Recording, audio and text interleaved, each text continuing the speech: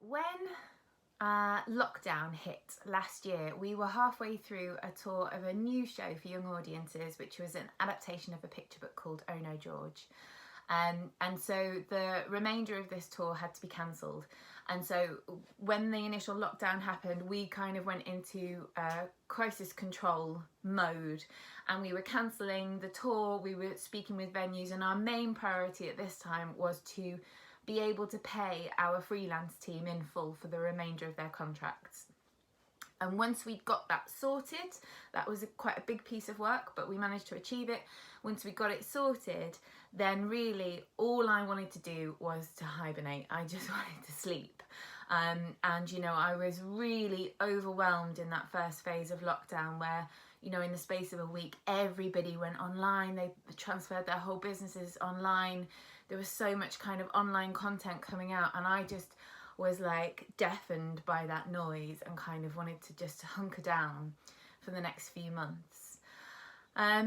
So that was kind of what we began to do until we got an email from PDSW in Bournemouth, who were one of the venues that we should have been touring Oh No, George to.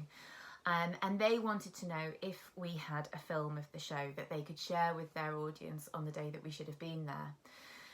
So we did have a film of the show, but it was only for our archive. It was shot right from the back of the theatre. The camera was fixed. You know, there were no kind of like flashy tricks or anything like that. It wasn't a digital performance or production.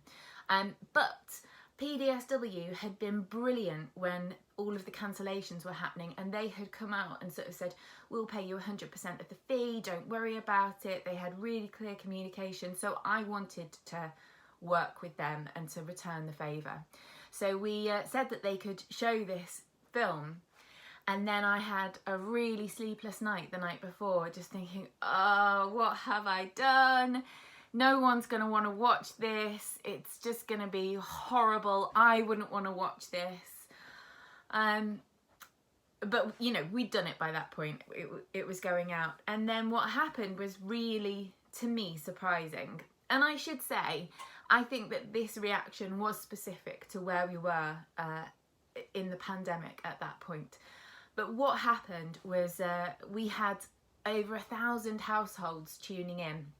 So if you think there's going to be about 2 or 3 people watching, if you think about families in each household, that's probably around 2,500, 3,000 people watching, some as far away as New Zealand, which I couldn't quite believe. And then the other thing that happened was we had this sort of influx on social media of people sort of saying that they loved the show, and, you know, we saw some pictures of people who'd set their own dens to watch their show from, and it totally blew me away, because the fact is PDSW shared this show. I think their capacity in the theatre that we were going to is less than 200.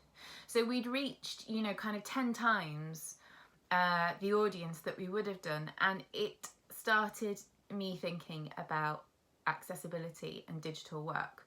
More on this later, because what I'm not saying right now is that digital equals accessible. That's not what I'm saying. But I began to sort of feel curious about it, and to just think a bit about, you know, who was this audience who were tuning in, and would they have come to see a show at the theatre? So that was going on in my brain, and at the same time I was tuning into some Zoom sessions that were being hosted by PYA England, which stands for Performance for Young Audiences. And these were really brilliantly opened up by Wendy Harris of Tutti Frutti, and just, you know, gave everyone an opportunity to chat together, and, you know, invited discussions on different topics. And there was a lot of talk about digital work for young audiences, and what was coming up was that there was a lack of it. There was a lack of quality digital work. I mean, for sure, Oh No, George was not quality digital work. And also that there was this feeling of like, this worry about screen time. You know, a lot of parents have a really justified worry about how much time the children are spending on the screens, and that if we as theatre makers, as makers of a live experience, we're going to transfer our work onto a screen, well, that wasn't then a live experience. So these thoughts were kind of bubbling away in my head and sort of swimming around, and I became really interested in this kind of puzzle that seemed to be presenting itself.